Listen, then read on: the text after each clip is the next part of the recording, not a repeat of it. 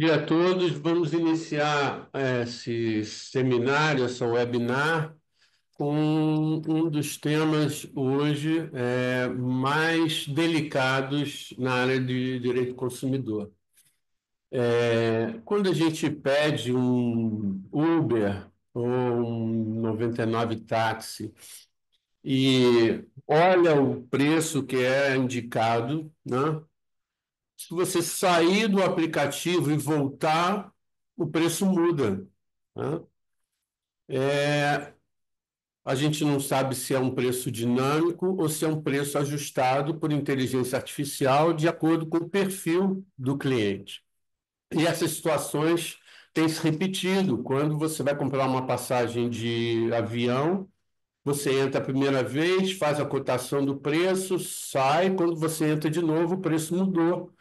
Quando você vai comprar uma passagem para várias pessoas, vários passageiros da sua família, você reúne os 5 passageiros, você não consegue comprar. Quando você volta para 2 passageiros, você consegue comprar. Quando você vai comprar o terceiro, o preço mudou. Então, essas questões têm intrigado, né, o estudioso de direito do consumidor, não só no Brasil, como no mundo inteiro, né? Quando comecei a imaginar essa webinar, pensei logo no Capanema e estava pensando num título. Aí eu propus a ele a IA usada para aplicar preços ajustados ao perfil do cliente. Ele não gostou. A IA na formação do preço dinâmico e preço personalizado.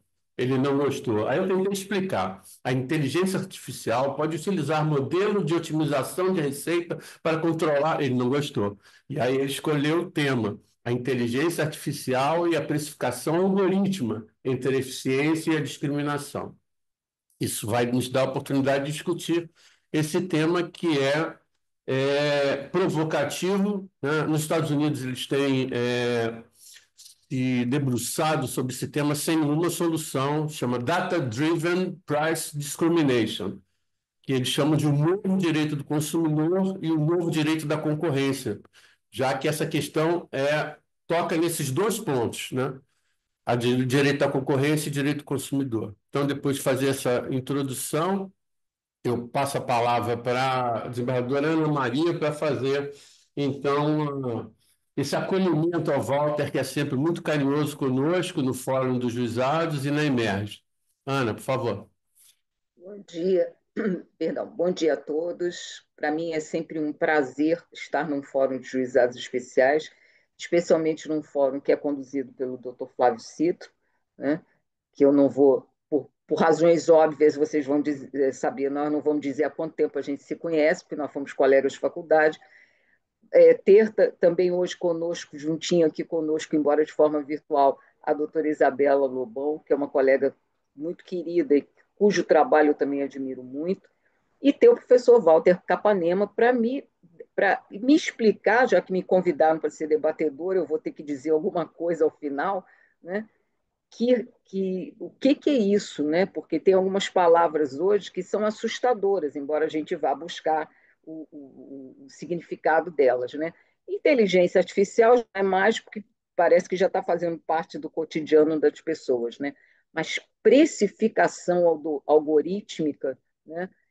Embora eu até reconheça que os títulos sugeridos pelo Dr. Flávio Citro podem não ter tido tanta atração para quem ler o título, isso também faz parte, né, quando você tem uma chamada, mas é bom para a gente entender o que é isso, e ninguém melhor do que o professor Walter Capanema para nos trazer os seus ensinamentos.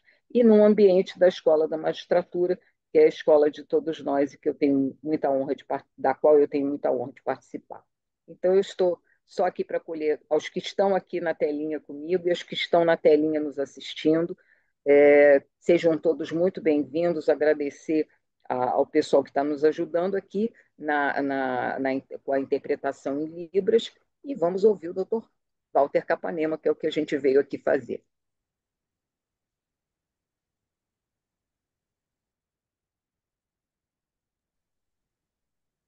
Bom dia, posso começar? Sim.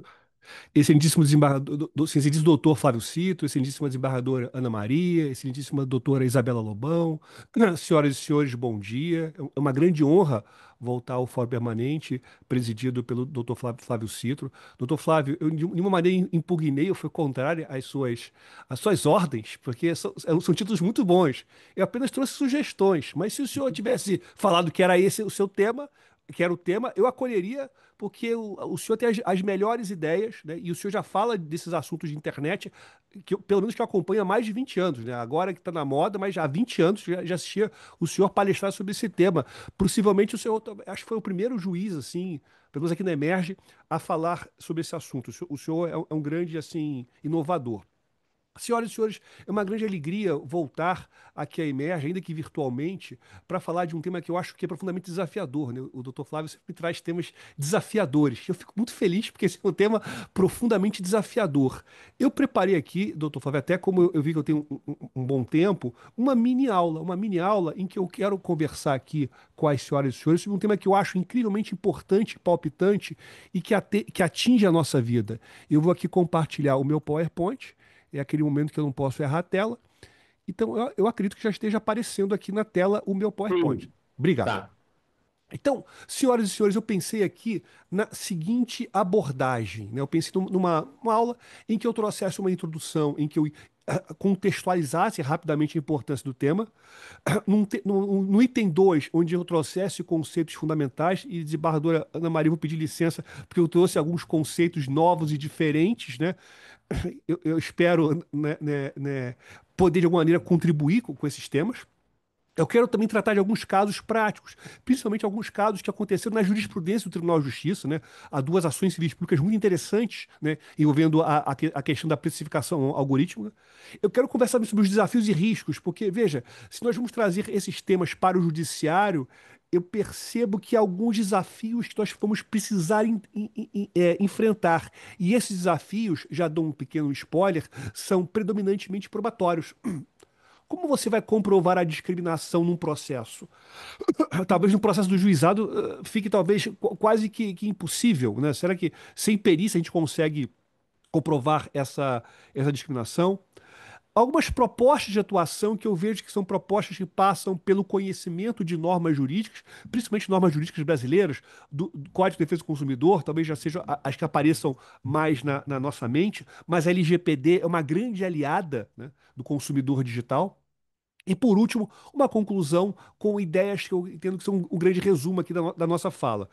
Então eu vou começando aqui pelo nosso começo, vamos começar aqui pela introdução. Nessa introdução, eu quero falar o seguinte: nós estamos vivendo aqui a quarta revolução industrial. E nessa quarta revolução industrial, nada mais é do que sociedade de consumo 4.0. Veja, esse 4, ele não surge realmente do nada, ele vem realmente da quarta revolução industrial. Não é à toa que o CNJ tem aquele programa Justiça 4.0, ou seja, é uma sociedade, estamos vivendo uma sociedade em que o uso da computação, o uso da automação cresce de sobremaneira. Então, o que acontece?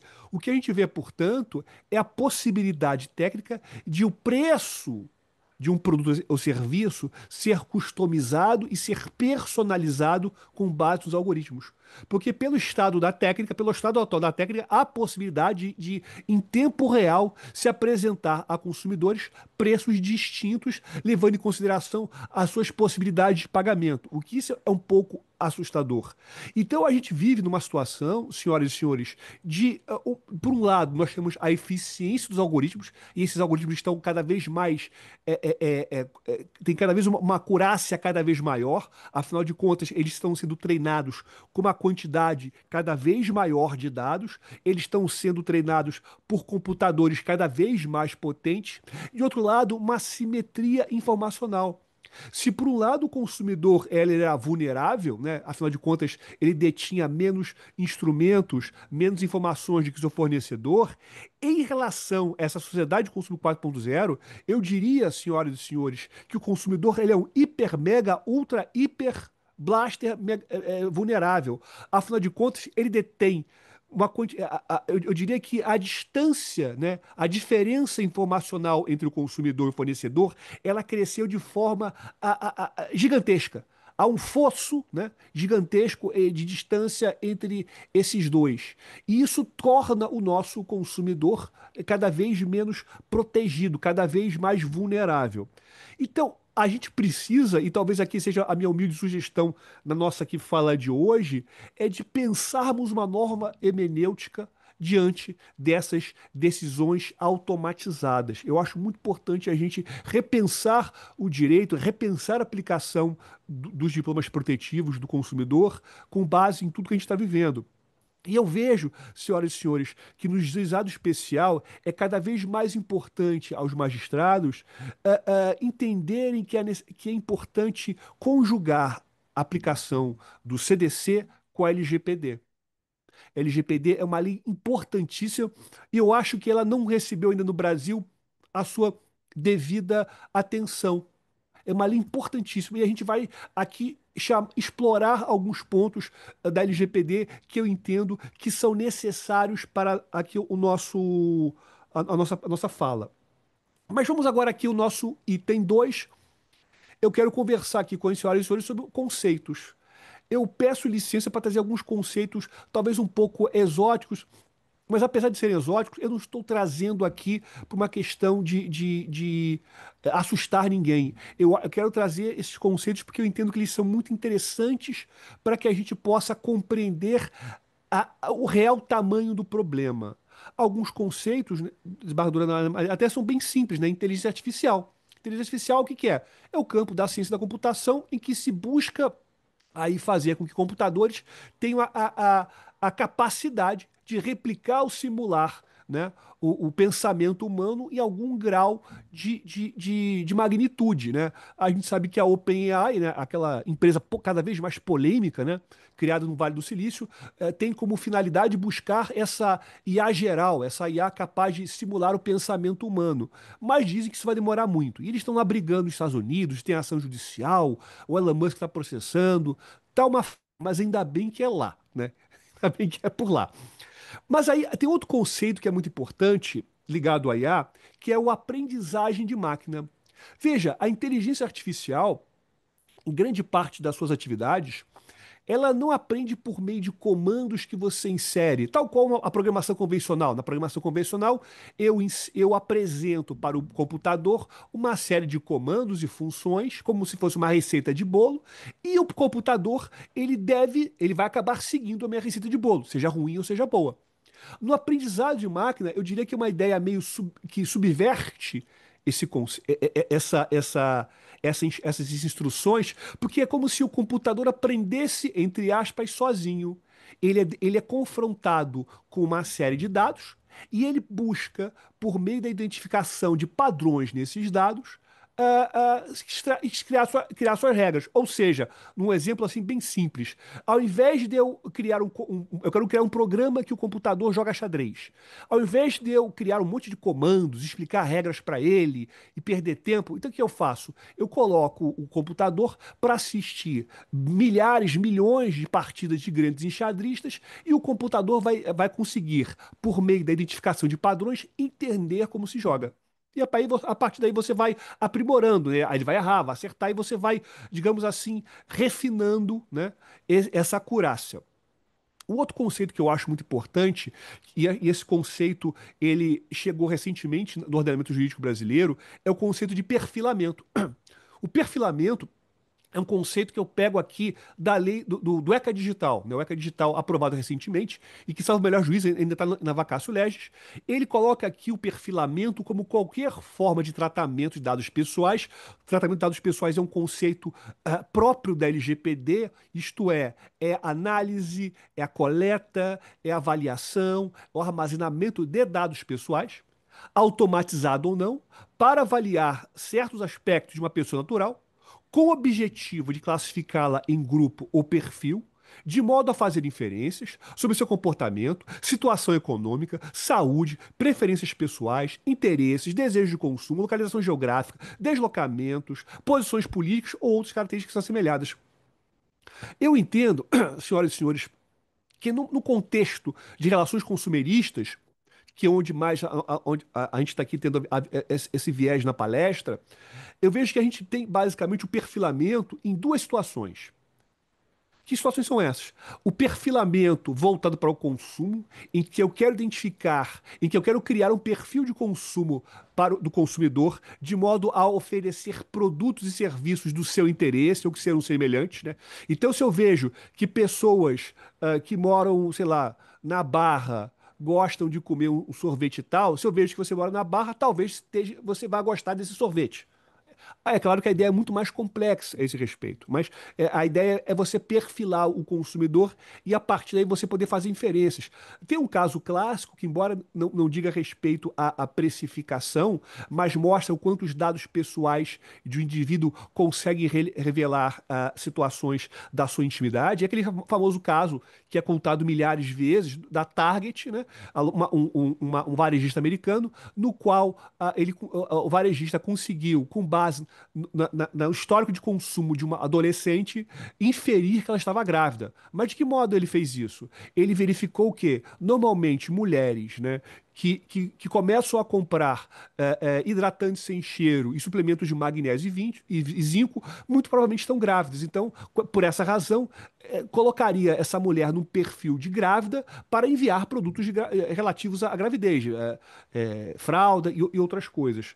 Então, isso é muito interessante, senhoras e senhores, porque isso mostra para a gente o quanto a questão do perfilamento ela é complexa, ela consegue ela consegue inferir situações da intimidade de um indivíduo que ele sequer compartilha com outras pessoas. E eu vejo o perfilamento ele também pode ser voltado para para a segurança. Isso aqui diz muito a questões que eu já discuti aqui no fórum com o Dr. Flávio a respeito de banco.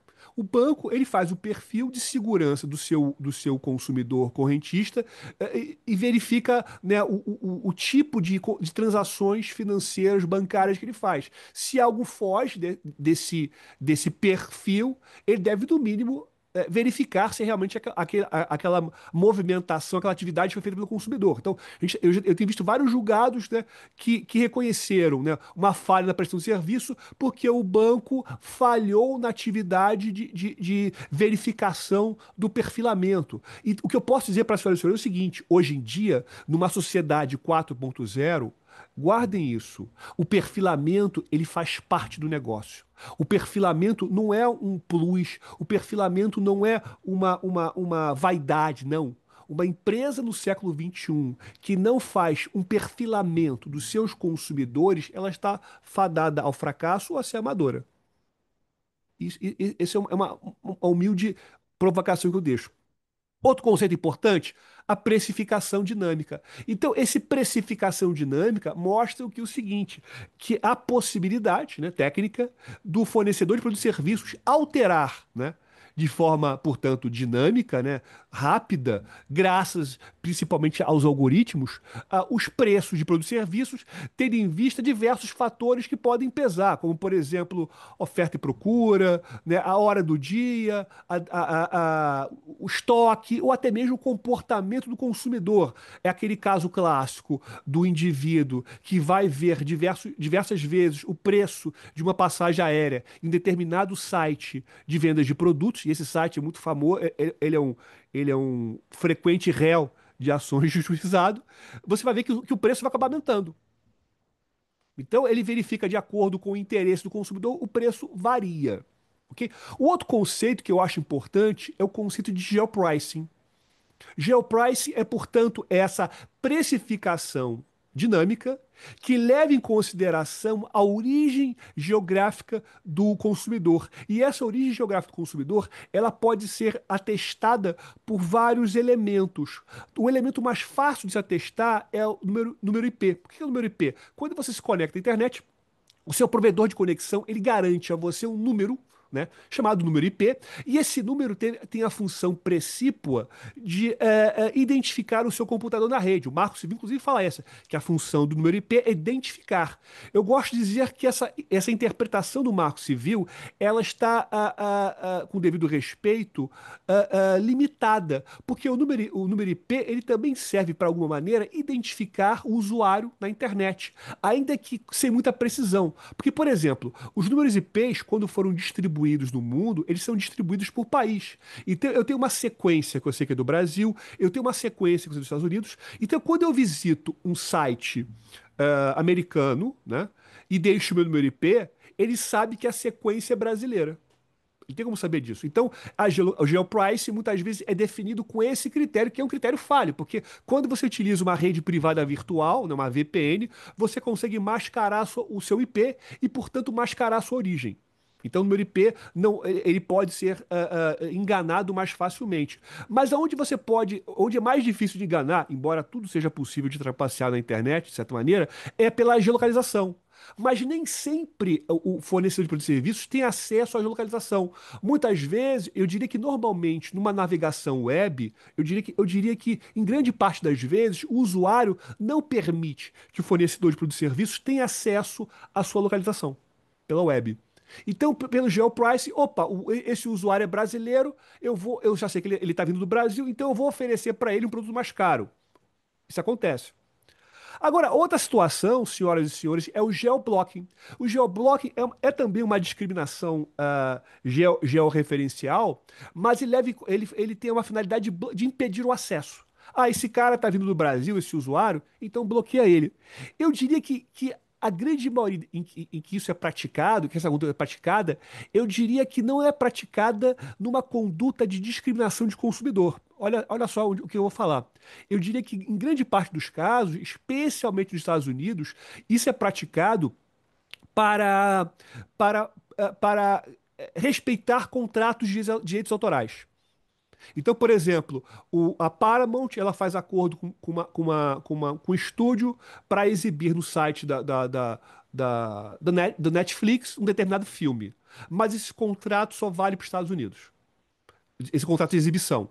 Então, só usuários, só consumidores que estão nos Estados Unidos podem ver esse filme naquela janela de tempo. Então, o que acontece? Se você usuário, chega lá naquele site com IP americano, ele vai lá e te bloqueia.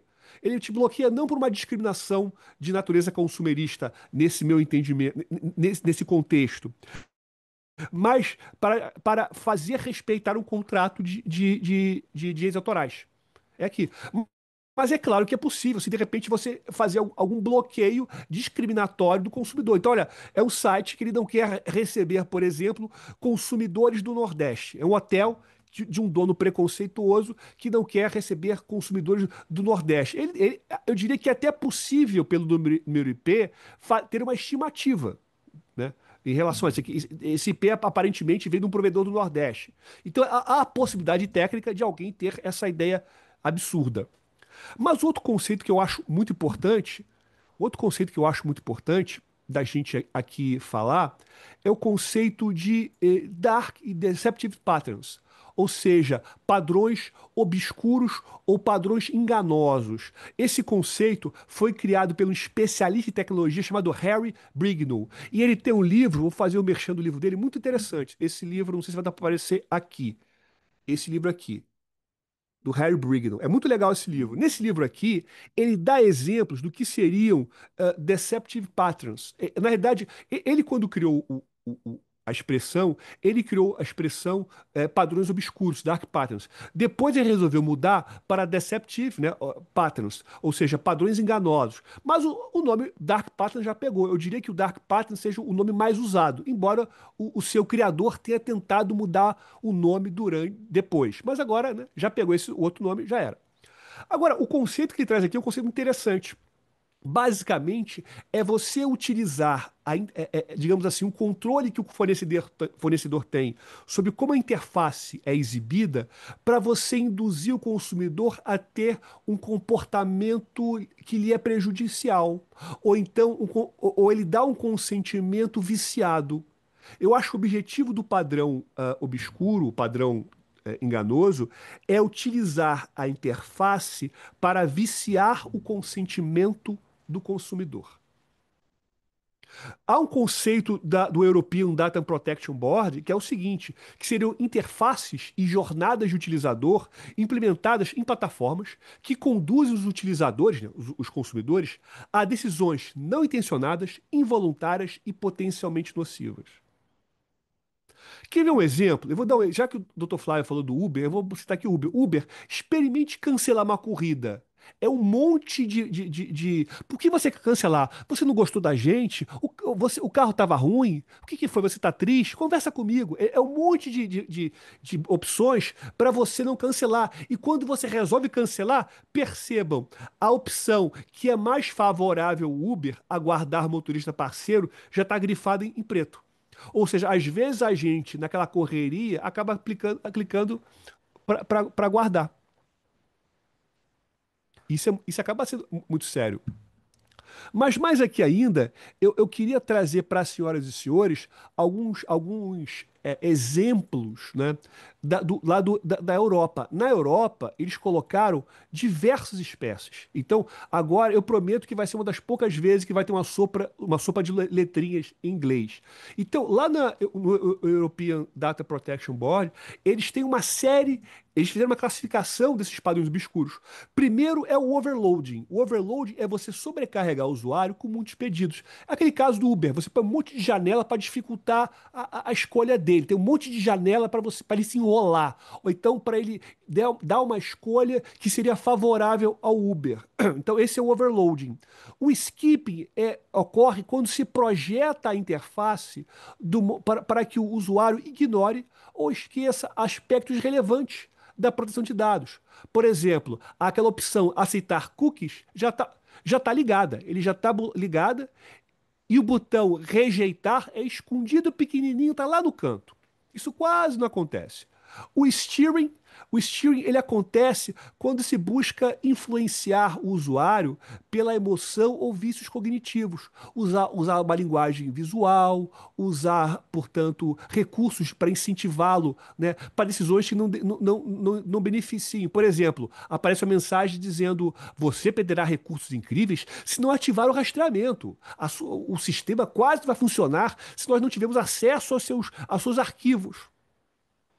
Existe também o obstructing, ou hindering, ou halt motel, que é quando você o halt motel talvez seja um conceito que nos ajude a entender esses sinônimos. Roach motel é um conceito muito usado nos Estados Unidos, que é aquele motel infestado de baratas, ou seja, é aquele famoso pague para entrar, reze para sair, ou seja, é muito fácil de entrar, mas é muito difícil sair. Ou seja, é muito fácil assinar o serviço da Amazon Prime, mas vai tentar cancelar o serviço. É uma via-crucis em que você vai ficar perdido por diversas telas. Então, essa é a ideia. Existe também o FICL, né? O FICL é uma interface instável, inconsistente ou desorganizada, como você colocar o botão correto em lugar diferente. Eu quero só ir adiante um slide para ajudar vocês a entenderem isso daqui. Eu acho um exemplo maravilhoso do FICL. Deixa eu ver. Acho que eu devo ter tirado. Acho que eu tirei o slide. Deixa eu ver. Acho que eu tirei o slide. Era um slide, engraçado, acho que eu tirei esse slide. É um slide que era basicamente o seguinte: era como se tivesse. Quer ver, eu vou desenhar aqui. É como se tivesse. Era como se fosse aqui o seguinte, né? Eu tenho um slide, digamos assim, eu tenho o botão em que você instala o aplicativo. Normalmente aqui é o botão de prosseguir, não é isso? E aqui é o de cancelar. O que acontece? Tem um site que, de forma muito marota, ele fez o seguinte: ele colocou aqui, você vai colocando prosseguir, prosseguir, prosseguir. E no meio desse monte de prosseguir, ele coloca um botão nesse espaço para você assinar um serviço. Clique aqui para assinar o serviço por mais $20. Ou clique aqui para instalar um aplicativo que vai te monitorar o resto da vida. Então, o que acontece? É uma malandragem para você induzir em erro o seu consumidor, né? Perdão, Dr. Flávio, pelo esse desenho horroroso. Voltamos à programação normal. Então, o que acontece aqui? E o último exemplo é o left in the dark. O left in the dark é o seguinte: é deixar o usuário às escuras. É você não informar para ele, não trazer para ele informações que são úteis, você vai ocultar opções, ou você vai deixá-las pequenas. Eu acho, com devido respeito, que é um caso do Left in the Dark, quando você, por exemplo, vai ver um preço de um produto na Amazon. Aí você vai ver o preço, R$ 20. Aí pequenininho, né? Fonte tamanho 5, o preço do frete. E às vezes o preço do frete é maior do que o preço do produto. E isso acontece, inclusive, quando você é usuário Prime. Usuário Prime, em que você tem, portanto, o direito, né, a prerrogativa de comprar produtos com frete grátis, ele coloca isso. Em alguns casos. Então, eu entendo que aqui seria um left in the dark. Ok? Peço desculpas se eu falei muita coisa tecnológica até aqui, né? Não quero assustar os meus amigos que estão nos assistindo. Mas eu vou continuar aqui a minha fala. Eu acho importante trazer alguns outros exemplos. Por exemplo, esse exemplo aqui é legal, porque esse caso aqui do lado esquerdo, ele é incrivelmente confuso. Você quer cancelar o seu, né, o seu título de membro, né? Continue ou cancele. Pera aí, eu vou continuar o processo de descredenciamento ou eu vou clicar no cancel? É confuso. Veja que aqui no lado direito tá mais correto. Ou então, esse daqui, ó. Você vai fazer um checkout de um produto e ele coloca lá escondidinho, né? Um plus lá, de repente um seguro, um stand para televisão. O ideal era você fazer assim. Se você quer empurrar mais alguma coisa para o seu consumidor, coloque isso como opção para ele optar. Sendo bem redundante, coloque um opt-in, não um opt-out. Eu acho que para o consumidor tem que ser tudo opt-in, a favor dele.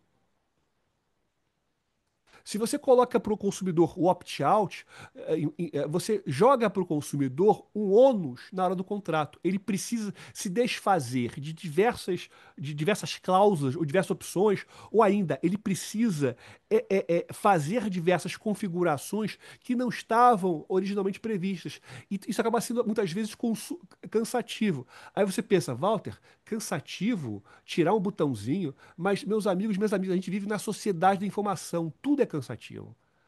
É a sociedade do cansaço, né? Inclusive o desembargador Delort, aqui até faço homenagem aqui a ele, gosta muito de citar o Byung-Chul Ho. O desembargador Delort é um grande admirador do escritor, e faço até homenagem aqui à sua excelência. Ele tem inclusive um livro, né, o Byung-Chul Ho, A Sociedade do Cansaço. Eu acho que a gente vive uma sociedade de cansaço, porque embora a nossa vida, paradoxalmente, ela seja muito facilitada pela tecnologia, nós somos assoberbados pela tecnologia. Tudo são 200 opções, né? Tudo 200 canais, 10 mil livros. E isso torna na gente uma angústia, né? Escolher é uma angústia. E a gente acaba deixando para o algoritmo escolher. E o algoritmo vai escolher algo que seja mais benéfico ao fornecedor. Ok? O conceito, eu já estou acabando o conceito, esse aqui é o último, a opacidade algorítmica. Isso quer dizer o seguinte: os fornecedores de produtos e serviços, quando eles utilizam algoritmos nas atividades consumeristas, especialmente, eles fazem de tudo para manter esse muro de desconhecimento. O que eles alegam? Segredos comerciais e industriais. Desculpa, doutor juiz, eu gostaria muito de colaborar, mas eu não posso porque isso é um segredo comercial e industrial. Ele coloca isso quase como se fosse um escudo de imunidade. Ele usa a opacidade algorítmica como duas características, com duas funções importantes. Primeiro, como escudo de imunidade perante o judiciário, perante os órgãos regulatórios. E para o lado do consumidor, ele coloca isso como um manto para impedir que o consumidor conheça as eventuais práticas abusivas do seu modelo de negócio. Ok? E esse item aqui eu termino fazendo o seguinte: o que tudo isso tem a ver com o nosso tema? Por que eu trouxe esses conceitos? Qual a relevância de tudo que eu falei até agora? Olha só, Enquanto o perfilamento busca compreender o usuário, o geopricing e o geoblocking modulam sua experiência digital. Os padrões obscuros, por sua vez, manipulam sua vontade. Sobre todos esses mecanismos, paira a opacidade algorítmica, que oculta os critérios e lógicas de decisão automatizada, tornando, né, o controle do judiciário, da sociedade, mais difícil. Agora, uma coisa que eu acho muito cruel, senhoras e senhores, é o seguinte: a precificação discriminatória, algorítmica, nem sempre decorre diretamente de processos automatizados. É isso que eu quero chamar a atenção. Por quê? Em muitos casos, resulta da utilização desses padrões obscuros, que apresentam informações, opções ou caminhos de contratação de forma assimétrica e manipulativa. De que maneira? Olha só. Imagine, por exemplo, né, nessa situação de um tratamento discriminatório na interface, quando o sistema ele exibe versões distintas dessa jornada, né, de telas de consumo, conforme o perfil do usuário. Então, se o fornecedor detecta que o consumidor é idoso, portanto, naturalmente menos confortável com a tecnologia, ele vai, ao invés de lhe apresentar uma tela simplificada, lhe apresenta uma tela mais complexa, com informações que sejam mais vantajosas ao fornecedor. Isso é muito sério. Então, juntas, né, todas essas práticas compõem esse quadro contemporâneo dos riscos. A ética, a transparência e, principalmente, eu queria fazer aqui um apelo às senhoras e senhores juízes que estão nos assistindo, a autodeterminação informativa. Esse conceito é o fundamento da LGPD, artigo 2º, inciso 2, que é o coração da LGPD. Ele veio, né, de uma decisão da República Federativa Alemã, né, lá da sua corte constitucional, que reconheceu, ao julgar uma inconstitucionalidade parcial da lei do censo de 83, reconheceu a existência desse direito, né? O direito à autodeterminação informativa, o direito de você ter controle sobre os seus dados. E eu acho que, senhoras e senhores, quando analisarem ações judiciais que envolvam a proteção de dados, envolvam dados, eh, eh, tenha aqui uma visão de verificar se a autodeterminação do consumidor foi preservada no caso concreto. Eu acho fundamental, eu acho a pergunta mais importante aqui que eu deixo como uma sugestão. Mas eu vou aqui mais ainda, eu espero não estar cansando os senhoras e senhores, né? O doutor Flávio falou que eu tinha tempo, eu fui lá, ele mandou, eu estou só cumprindo o que ele mandou. Prosseguindo aqui, eu queria, em casos práticos, eu queria dizer que eu procurei analisar até pensando em ferramentas. Eu criei umas ferramentas nesse site aqui. Eu coordeno um laboratório, né? Eu tenho uma empresa de educação, a Smart 3, e lá na Smart 3 nós criamos um laboratório, o Smart 3 Lab, e no Smart 3 Lab nós realizamos diversas pesquisas, diversos eventos. Nós criamos, até com a ajuda de IA, uma página que tem diversas ferramentas criadas, voltadas para mais diversas atividades. E uma delas que eu criei recentemente foi essa daqui, o navegador Conta Tudo. O que o navegador Conta Tudo faz? O navegador Conta Tudo, ele, ao você visitar a página, ele mostra tudo que o seu navegador, a sua visita à web faz no site. Quando a gente visita um site, quais os dados que o nosso navegador pode deixar para uma empresa. Então, olha que interessante. Numa visita normal, deixa eu dar um zoom aqui, revela muita coisa. Revela mais ou menos onde eu estou, o fuso horário, né? Como eu pedi para deixar a geolocalização, ele colocou a geolocalização aproximada de onde eu estou. Agora, vejam que quando eu coloco aquele modo anônimo, navegação privativa anônima, muita coisa perde. Mas ainda assim é possível você identificar o consumidor. Sabe como você faz? Você identifica, se eu não tenho, às vezes, eu não tenho o IP. Às vezes eu não posso deixar um cookie, né, um arquivo com preferências. Mas eu posso, olha que coisa louca, eu posso identificar o consumidor pela impressão digital, um fingerprinting do seu dispositivo. Por exemplo, eu sei que é o doutor Flávio que está acessando porque ele está usando uma resolução de tela, essa daqui. Ele está usando o navegador Mozilla e está usando a plataforma Windows 3.2. E o detalhamento dos pixels da tela dele é esse. Então, por meio por meio dessas características do seu dispositivo, eu consigo identificá-lo de alguma maneira. Então, ou seja, não existe anonimato na internet. Olha só, eu fiz aqui uma pequena tabela, espero não cansá-los. Veja, quando você utiliza uma navegação comum, muita coisa seu é revelado. O seu IP é revelado, geolocalização, se você permitir, é revelado, os cookies vão ficar para sempre, né? Até depois da morte. O fingerprint, né, é total. A rastreabilidade é alta, privacidade baixa. Agora, quando a navegação é privativa, naquela aba privada, né, que a gente acha que está protegido, ok, o IP está protegido, a geolocalização está bloqueada, os cookies às vezes ficam sim, né? Embora algumas empresas dizem que não. O fingerprinting é parcial, rastreabilidade reduzida e privacidade moderada. Eu gosto de fazer a seguinte pirâmide de coleta de dados pessoais. Eu acho o seguinte, que quando você utiliza um aplicativo no seu celular e você dá acesso a tudo, a empresa vai ter acesso a tudo. Então, meu amigo, minha amiga, vai ser a festa completa. Ou seja, GPS, foto, tudo que o site permitir, tudo que o aplicativo permitir. Quando a navegação comum é mais limitado, né? Porque normalmente é um acesso apenas a tudo aquilo que o navegador, como a gente já viu, fornece. E a navegação anônima tem menos coisa. Agora, olha só, uma coisa que talvez você não tenha dado, não tenha dado tempo de perceber, e tem tudo a ver com o nosso tema. Quando eu mostrei o navegador conta tudo, com o modo comum ativado, olha esse detalhe aqui.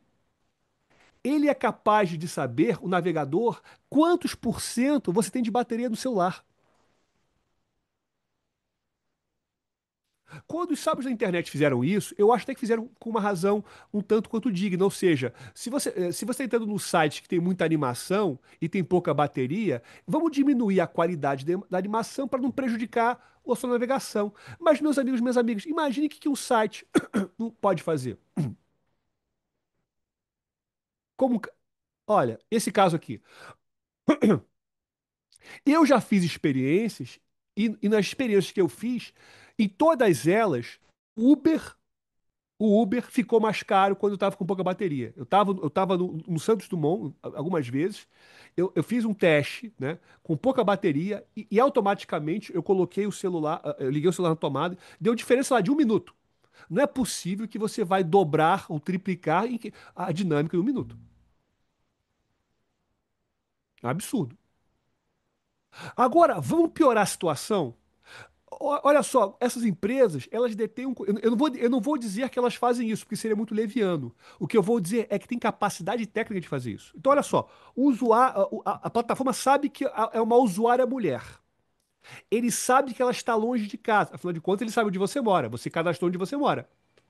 Ele sabe a hora do dia, que de repente é tarde da noite. Ele sabe que tem poucos carros na rua, do Uber. E ele sabe que você tem 4% de bateria. O que ele vai fazer? Ele vai colocar para você. Ele sabe, ele tem a capacidade de inferir melhor que você está numa situação ah, ah, ah, que não é muito, desproporcional, né? E aí ele consegue oferecer uma oferta de produto, de serviço profundamente desproporcional. E às vezes você vai aceitar. E você não sabe disso. Uma coisa que eu acho que eu não concordo com o Uber é que o Uber ele mudou e muito o seu critério de formação, em prejuízo do consumidor. Isso eu posso afirmar. Qual seria isso? Quando aumenta o preço, antigamente ele dizia que era quatro vezes, 5 vezes. Agora ele diz que está mais alto que normal, ou muito mais alto que normal. Ele não diz quanto. Ao não dizer quanto, ele está ferindo o direito de informação do consumidor. Eu sei que depois que eu falar isso, todas as minhas corridas do Uber vão ser mais altas, né? Já vi, doutor Flávio? Eu vou viajar só de 99, porque já vi que... vou de metrô, agora eu só vou na MS de metrô, porque já vi que depois disso não tem muito jeito. Agora, a gente está falando da aba anônima, mas olha só, meus amigos, a aba anônima, de anônimo não tem nada. De anônimo não tem nada. O Google, né? Ele fez um acordo, né? Lá nos Estados Unidos, que ele concordou em apagar bilhões de registros de dados de usuários coletados indevidamente durante o uso do modo privativo do Chrome. Olha que lindo. Caramba, a gente estava copiando, nem imaginei. Ele vai mudar o aviso de privacidade, né? Ele vai excluir todos os dados antigos de navegação privada, especialmente aqueles com mais de 9 meses. E ele vai bloquear cookies de terceiros no modo incógnito por 5 anos. Ou seja, esse papo de que o modo privativo bloqueia os cookies, meus amigos e minhas amigas, é um papo furado. Quem ganha dinheiro com a nossa privacidade não vai proteger nossa privacidade. Seria um contrassenso contra o modelo de negócio dele. O que é mais incrível é que o Google não vai pagar um centavo de indenização, sob o argumento de que colou que os dados apagados não estavam vinculados a indivíduos e não eram usados para personalização. Bem, eu nasci ontem e vou acreditar nesse argumento. Mas colou e é o que está valendo. Agora, quem vai fiscalizar se efetivamente isso está sendo cumprido? Ele assinou lá o acordo e tal. Eu não sei se está sendo cumprido. Porque aí vem outra coisa complicada. Nós, os consumidores titulares de dados, nós não sabemos se aquelas promessas que os fornecedores colocam em seus termo de uso, natureza jurídica, de contrato de adesão, ou nas suas políticas de privacidade, se eles efetivamente estão sendo cumpridos. Se ele promete que não vai compartilhar meus dados com terceiros, como é que eu vou saber disso? Porque veja, pessoal, senhoras e senhores, eu não tenho como. Você não sente quando seus dados são compartilhados. Não é um dano que lhe atinge diretamente. É diferente de alguém tirar um dinheiro da sua conta bancária. Você percebe isso, você olha lá a conta bancária, ou você recebe um aviso, né, por SMS. Mas acontece quando seus dados são compartilhados, é um tipo de dano que fere a sua autodeterminação informativa que você não sente. Ok? Agora, quando é que começou esse papo, essa conversa de discriminação algorítmica? Meus amigos e minhas amigas, isso começa em 2000 e pela Amazon. A Amazon, de acordo com a literatura, ela já praticou aqui, olha, segundo a literatura, as mais diversas práticas anticoncorrenciais. Há um livro muito interessante que eu comprei na Amazon sobre isso. O nome desse livro é Everything War. É um livro sobre como a Amazon realiza práticas anticompetitivas e tal. É bem legal esse livro. Eu comprei na Amazon com desconto. Obrigado, Amazon, por ter sido tão legal comigo. Agora, olha só. A Amazon, em 2000, ela fez o seguinte. Ela sabia... Isso em 2000. Olha como o Jeff Bezos é um cara à frente do seu tempo para o bem e para o mal. Em 2000, você tá, eu teria dificuldade de dizer se houve aí um uso de IA. Embora naquela época já tinha o começo, acho que do Watson da IBM, o Kasparov em 97, 98 teve aquelas partidas de xadrez com o Deep Blue da IBM, aquela coisa toda. Mas olha só, ele verificou o seguinte, que com base no histórico de compra do consumidor, era possível personalizar preços. Isso é complicado. E aí a gente começa a entrar numa parte que é muito cara, que é a situação aqui no Brasil, Decolar.com. Decolar.com eu acho interessante porque é o seguinte, né? Se descobriu que Decolar.com ela cobrava mais de clientes brasileiros. Isso daqui foi objeto de uma ação civil pública, né? Ela está em trâmite na sétima vara empresarial. Ela teve sentença, mas a sentença proferida está em segredo de justiça, sob a alegação de que no processo haviam segredos comerciais que poderiam prejudicar a Decolar.com. Eu realmente eu não sei, é isso, né? Mas, inclusive, quem propôs essa ação pelo Ministério Público foi o professor Guilherme Magalhães Martins, professor da casa, muito querido, né? O que eu acho que eu não gostaria de estar do lado do Decolar.com, tendo um promotor tão hábil, né? Conhecedor de direito digital e direito consumidor do lado do MP. Quer dizer, certamente. E nesse caso, é bem interessante, porque esse caso foi objeto de um inquérito civil público, né? Ah, ocorrido no MP com base em provas apresentadas pelo concorrente do Decolar.com Booking. E verificou o seguinte, que preços, de preços de quartos de hotéis, reserva de quartos de hotéis, os valores da diárias eram diferentes para de usuários brasileiros para usuários de outro país. Então, por exemplo, e algumas ofertas de quartos de hotéis ou até ofertas de hotéis não estavam disponíveis para usuários de IPs brasileiros. Na petição inicial, que está no banco de sentenças, né, aqui do tribunal, banco de sentenças, não, banco de ações civis públicas, né, aqui do tribunal, há uma tabela do MP que é o seguinte: percebam a diferença de valores que chega aqui no Sheraton Bar a 30%. Então, para o brasileiro vai pagar a diária de R$ 622, o argentino 422.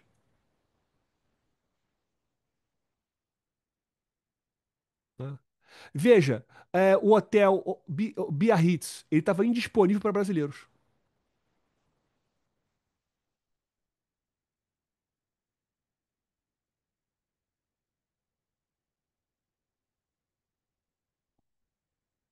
O que mais aqui? Outro aqui também. O que eu acho assustador, aqui no caso, é o disparate dos valores. Veja que aqui no caso do Hotel Fazenda em São Paulo, segundo a alegação do MP, havia uma diferença de 49% do valor da diária. O Ramada em Recife indisponível para brasileiro. Agora, como é que o MP fez isso? Bem, nesse caso, você vai ter que ter, às vezes, eu acho que foi um caso, uma situação em que tinha, né, com um cartório, né, você aqui no Brasil, acessando o site do Decolar.com e uma pessoa na Argentina fazendo a mesma coisa.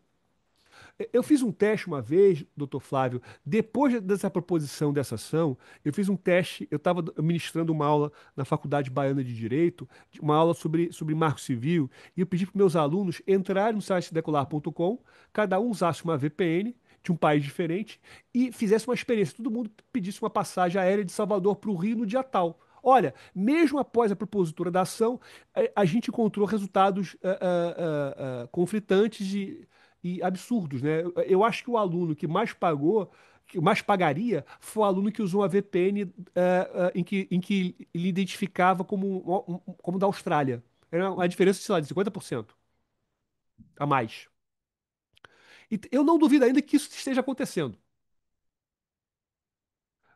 Mais ainda, a segunda ação é uma ação na sexta vara empresarial do MP quanto o hotel urbano. Essa ação ainda está em trâmite, eu acho que não teve sentença, talvez esteja para perícia, salvo o melhor juízo. E aqui, pelo que o MP apresentou, a diferença talvez não tenha sido tão grande. Agora, o MP ouviu, no inquérito civil público, aqui também teve um inquérito civil público, né? Ouviu o hotel urbano, e o hotel urbano ele sustentou que utilizou estratégias negociais, né? Nas quais, né, em determinados horários de dia, oferece aos seus consumidores descontos em suas ofertas. Isso não faz sentido, porque se tem duas pessoas entrando na mesma hora para ver o mesmo serviço, o mesmo produto de lugares diferentes, você vai esperar que sejam os mesmos valores, o que não acontece. Tem um caso também que eu me lembro, 2008, 2009, que uma empresa americana, ela customizava preços levando em consideração o dispositivo de acesso. Então, se você acessava o site da empresa por meio de um iPhone, ela tinha como saber disso, ela estimava, portanto, que você deve ter mais dinheiro. Então, que usuários de iPhone pagavam mais.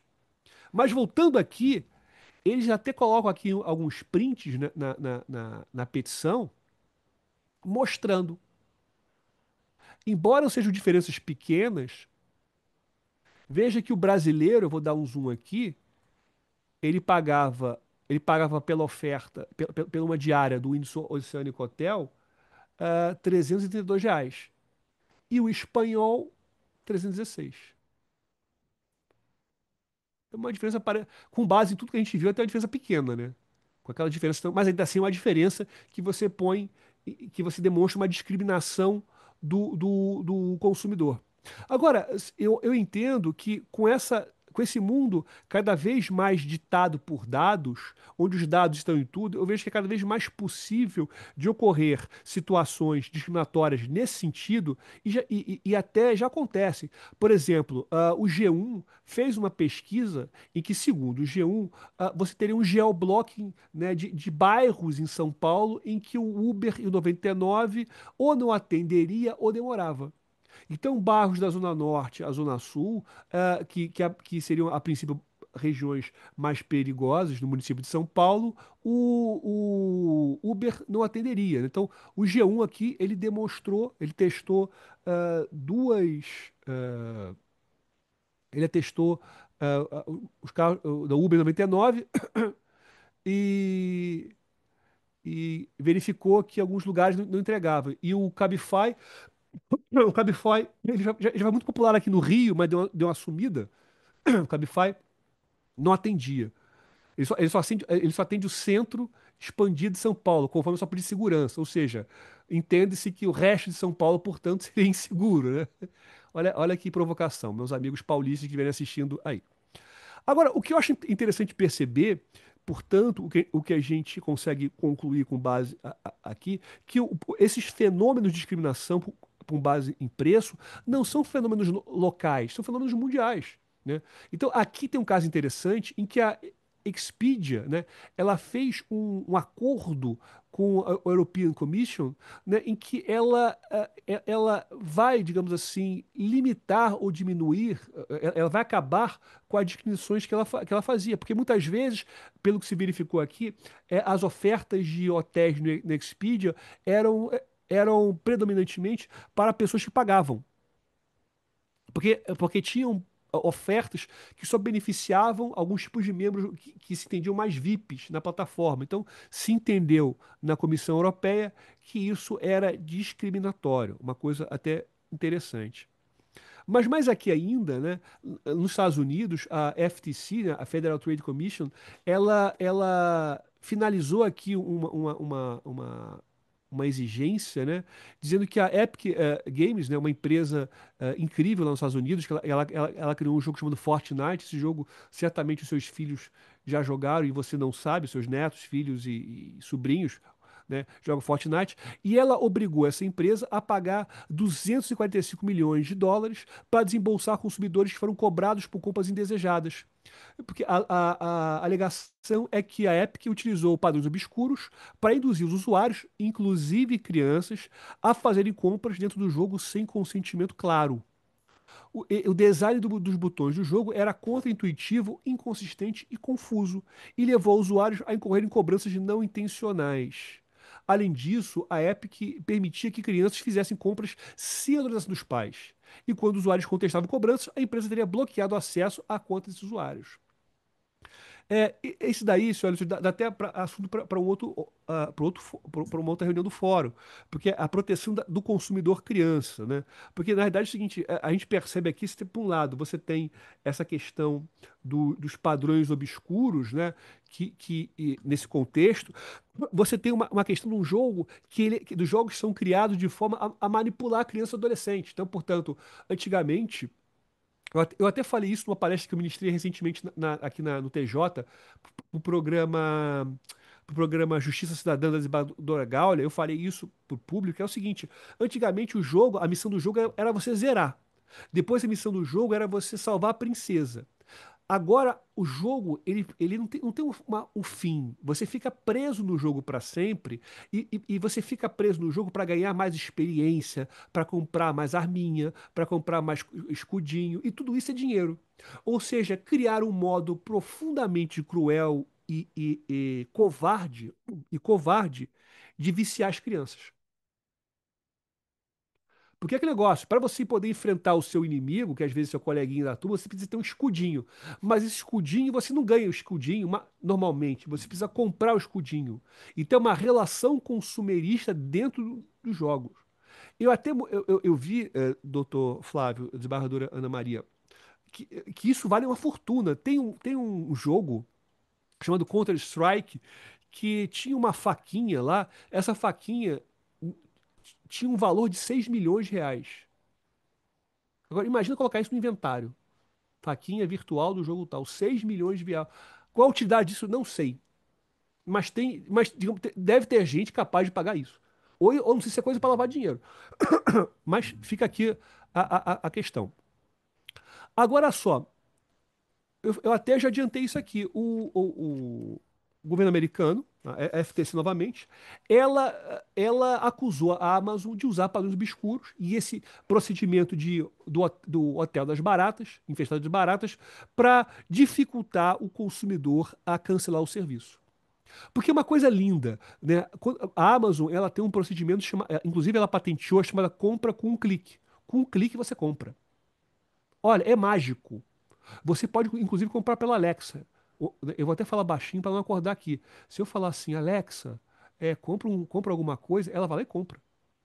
Eu tenho que falar baixinho, ainda bem que ela está dormindo ali, fica dormindo. Ela compra, ou seja, a forma de aquisição que beneficia o fornecedor, ela não tem atrito.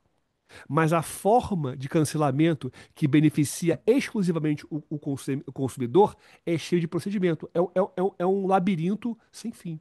E a Amazon foi processada aí. O grande problema, a minha crítica a esse respeito é o seguinte: quando a gente vê, às vezes, uma multa de 1 milhão, de 1 bilhão, a gente, caramba, que multa altíssima, mas a gente não para para pensar a quantidade de consumidores que foram atingidos. Quando, por exemplo, o Facebook, né, recebe uma multa de 1 bilhão, caramba, o Facebook. Mas o Facebook tem quantos bilhões de usuários?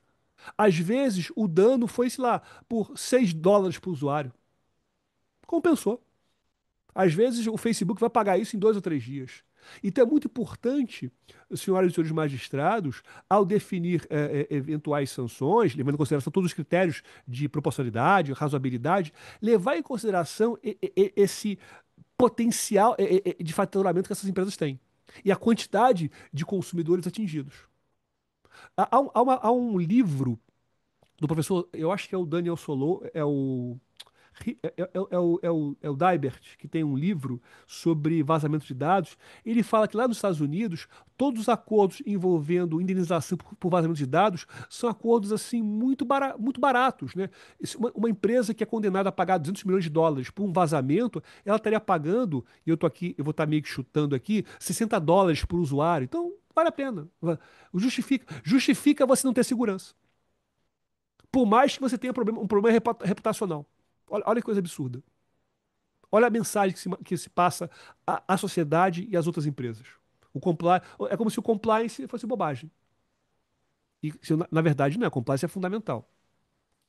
Mas aí eu passo para um próximo tema. Eu quero conversar aqui com vocês sobre desafios e riscos. Eu espero não estar cansando. Tudo certo aqui, doutor Flávio? Tá, não tem nenhum problema? Beleza. Então, eu quero aqui falar com uma capa de jornal, de revista que é profundamente já batida, mas a gente precisa repetir, né? Que os dados são, hoje em dia, o recurso mais valioso desse mundo. Faz sentido. Mas eu não acho o dado seja o novo petróleo, porque o dado, de certa maneira, ele é. O petróleo é limitado. E os dados, enquanto tiver pessoas vivas, os dados estão aí podendo ser produzidos, né, e coletados. Agora, eu acho importante mostrar que os dados eles acabam sendo, nessa economia 4.0, a matéria-prima. Por isso que esses dois rapazes aqui, que são inimigos fidagais atualmente, eles buscam coletar o máximo possível os nossos dados pessoais. Eles procuram fornecer o máximo possível de de serviços gratuitos que tenham acesso aos nossos dados pessoais. Porque os nossos dados pessoais, uma vez coletados, serão dados pessoais que serão matéria-prima para o treinamento das suas IAs. Isso é importante a gente colocar. Mas eu vou aqui mais além, né? Eu acho muito importante, e nós não temos ainda, uma lei de IA no Brasil. A indústria, veja, está criticando que o nosso PL de IA já nasce obsoleto. Olha, se a indústria diz que o PL é ruim, se o pessoal das think tanks diz que o PL é ruim, eu acho que é bom. Porque, infelizmente, no Brasil, grande parte das think tanks, né, grande parte da academia, ela é financiada direto ou diretamente pelas big techs. Nada contra você defender Big Tech, nada contra. Mas que se isso seja feito de forma transparente. Se você quer defender a Big Tech, defenda, mas seja transparente. A minha crítica é você posar como acadêmico, né, usar seu conhecimento acadêmico, né, mas mascarando, né, um financiamento de uma Big Tech. Essa que é a minha crítica. Não tô criminalizando quem defende as Big Techs. Nenhum problema desse respeito. Ok? Mas eu acho que esse PL é fundamental. O PL 2338 ele é importantíssimo. E ele não foi aprovado ainda, senhoras e senhores, é porque existe um lobby gigantesco das Big Techs que está trabalhando no Congresso Nacional para que não seja aprovado. Isso aí é claro. Então, vai para um, vai para outro. Porque no Brasil, uma coisa é a seguinte: a gente só faz planejamento, a gente só faz planejamento para parar alguma coisa. No Brasil, a gente não gosta de planejamento, de planejar as coisas. Vamos tocar o negócio. Quando é para parar, vamos fazer uma pesquisa, vamos fazer um estudo. Deveria ser o contrário. Deveria ser o contrário. Então, quando começa a ter muita pesquisa, vamos conversar, ou seja, fazem de tudo para esse PL não ser aprovado. Porque os Estados Unidos não têm os Estados Unidos não têm uma lei de consumidor como a nossa. Os Estados Unidos não têm uma LGPD. Os Estados Unidos nunca vai ter uma lei da IA, por quê? O lobby lá é fortíssimo, o lobby lá é profissional, né? Essas empresas gastam alguns milhões de dólares em lobby. E veja, para uma Big Tech gastar 20 milhões de dólares por ano em lobby, é provavelmente o que o Zuckerberg gasta de combustível do jato dele. É um dinheiro assim relevante. Perdão se eu estou sendo assim muito, muito ácido, mas acho que a minha função acho que é essa, assim. Acho que o doutor Flávio gosta, assim, quando eu sou um pouco mais ácido. Mas eu tenho que trazer a verdade. A verdade é essa. Então, eu acho muito interessante esse conceito, né? Ah, esse artigo do Oren Barguil, ele traz o conceito de willingness to pay, ou disposição a pagar, ele é muito central nessa economia comportamental que leve em consideração o seguinte: quanto será que o consumidor ele é capaz de pagar, desembolsar? Isso é pessoal e isso pode ser inferido. Então, isso é o valor máximo que o consumidor está disposto a pagar. Ou seja, é o limite subjetivo do preço aceitável. Isso mostra aí, né? Isso mostra aí, portanto, que o consumidor não sabe que aquele preço está sendo apresentado não por uma questão de o que o fornecedor entendeu que era justo ou lucrativo, não. Ele está explorando o máximo possível informações que ele tem do consumidor e o consumidor não sabe que tem. Isso é muito sério. Isso é muito sério. Então você pode utilizar o fornecedor malicioso, ele utiliza o geopricing, ele utiliza o perfilamento ao desfavor do consumidor. E o consumidor não tem acesso a esses dados. Eu entendo que o consumidor deveria ter acesso a esses dados do seu perfil. O fornecedor, ele não pode alegar segredo industrial ou comercial. Sabe por quê? Se é o perfil, são os meus dados. Os meus dados a mim pertencem por causa da autodeterminação informativa. Ok? Então eu vou mais aqui ainda. Veja que, por exemplo, o enviesamento algorítmico. Esse enviesamento, que talvez seja o sinônimo do que está acontecendo, ou o gênero cuja a precificação é uma espécie, nada mais é do que você também explorar preconceitos históricos, pessoas pretas, brancas, no Nordeste, para você efetivar um preconceito aqui na série consumerista. Tem um caso interessante, muito embora ele não diga a respeito à precificação, é o caso do cartão de crédito da Apple, né? Em que vários casais americanos solicitaram e quando o cartão de crédito chegou, né, se verificou que nos casais, né, em que as bases de dados eram as mesmas, normalmente o limite do homem era 20 vezes maior do que da mulher. 20 vezes. A grande questão aqui, meus amigos e minhas amigas, é essa caixa preta algorítmica, essa opacidade algorítmica, que é o seguinte: como verificar, né? Como é que eu vou verificar o que está por trás desse processo decisório? Como é que eu posso ter acesso a esses critérios? Né? E mais ainda, como verificar, como eu falei anteriormente, que se o que foi enunciado pelo fornecedor em seus contratos e políticas de privacidade corresponde com a realidade? Eu vou dificultar um pouco essa história quando a gente falar com o IA. Olha só, esse rapaz aqui, o Dario Amodei, ele trabalhou na OpenAI. E pelo que se conta, ele saiu da OpenAI, segundo as fofocas da IA, né? Porque a OpenAI era uma empresa que não garantia, segundo ele, segurança, né? Ele lançava, né, o GPT-4, 5 e coisa e tal, sem testar muito antes. Então ele ficou meio com raiva e foi criar uma empresa chamada Anthropic, que criou o Claude, né? Que todo mundo usa muito e é incrível. O Dario Amodei, ele tem um blog, né, muito interessante, que ele trouxe essa frase que eu acho muito assustadora. Essa frase eu interpretaria talvez um pouco como um brasileiro. Porque o que ele diz aqui, quando ele diz que não tem ideia de como uma IA chega no resultado, e ele é um especialista, é como se ele estivesse lavando as mãos. Olha, não, doutor juiz, doutora juíza, essa IA faz sozinho. Ela faz só, não tem nada a ver com isso. Eu vejo que a partir do momento que ele tem essa informação, se for verdade, isso faz parte do risco do negócio. Você criou uma ferramenta que nem você tem controle. É isso que ele dizer para mim. Isso é assustador. Mas aqui ainda eu queria pontuar aqui também algumas questões envolvendo as propostas de atuação. E essas propostas são predominantemente ideias de aplicação da legislação. Algumas, certamente, os senhoras e senhores já ouviram falar diversas vezes. Você aplicar, né, o direito do CDC, né, a igualdade das contratações, maravilha, isso aí todos nós conhecemos. A prática abusiva, né, você exigir do consumidor vantagem manifestamente abusiva, né? Prática abusiva, elevar sem justa causa o preço de produtos e serviços.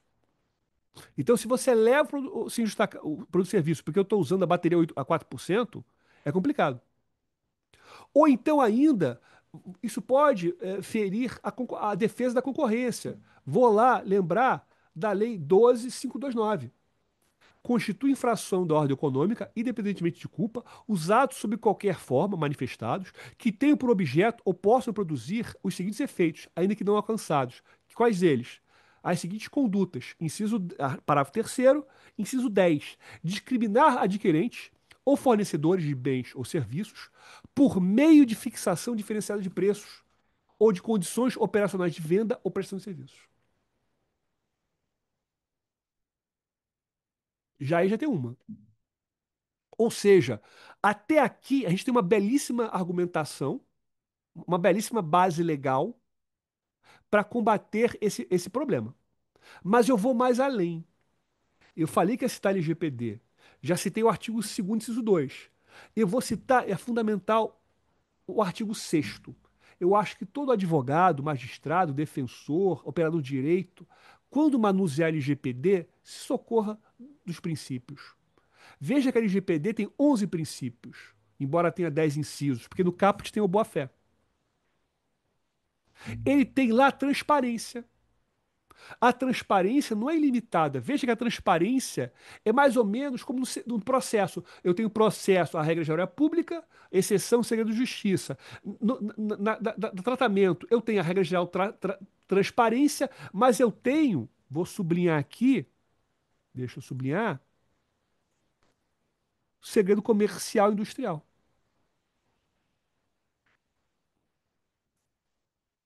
Agora, não é porque tem segredo comercial industrial que você não pode eventualmente trazer essas informações de processo. A lei de propriedade industrial, eu acho que o artigo 203 ou 206, ela permite que o juiz decrete segredo de justiça quando for alguma coisa que diga ao know-how da empresa, segredo comercial industrial. Eu acho alguma coisa nesse sentido. Me corrija se eu estiver errado. 203 ou 206 da LPI. Outro princípio, não discriminação. Veja, a não discriminação não quer dizer que toda discriminação é proibida, não. O que se veda são os fins discriminatórios ilícitos. Porque muitas vezes a lei estabelece uma discriminação para você proteger pessoas vulneráveis, os PCDs, a pessoa idosa. No caso aqui que diga precificação ao estudante, né, que tem acesso à meia entrada. Então ele vai ter, de repente, uma precificação diferente. Vou aplicar lá o artigo 1º da Lei 12.933 de 2013. Beleza. O que a lei veda aqui é a discriminação ilícita. E veja, de acordo com a própria LGPD, né, dados pessoais para formação de perfil, ou seja, um perfil, que está falando, a perfilização, constitui dado pessoal e, portanto, pode demandar a aplicação da LGPD. Isso é muito importante. Isso é muito importante. Vou mais aqui ainda. Eu acho o mais importante aqui, de tudo que eu estou falando até agora, esse artigo aqui agora, o artigo 20. O artigo 20, ele tem dois direitos. O direito de revisão, ou seja, se eu tenho uma análise automatizada que me traz prejuízo, eu tenho o direito de uma revisão. É complicado aqui porque muitas vezes o consumidor não sabe que ele foi discriminado. Ele só vai saber quando ele estiver em confronto com o consumidor na mesma situação. Porque a discriminação muitas vezes não é um dano é um dano que você às vezes só vai ter acesso na comparação. E outra coisa, quando você fala no dia de revisão, essa revisão vai ser feita por humano ou por algoritmo? Porque se eu coloco uma revisão humana, às vezes é um processo complicado numa economia automatizada.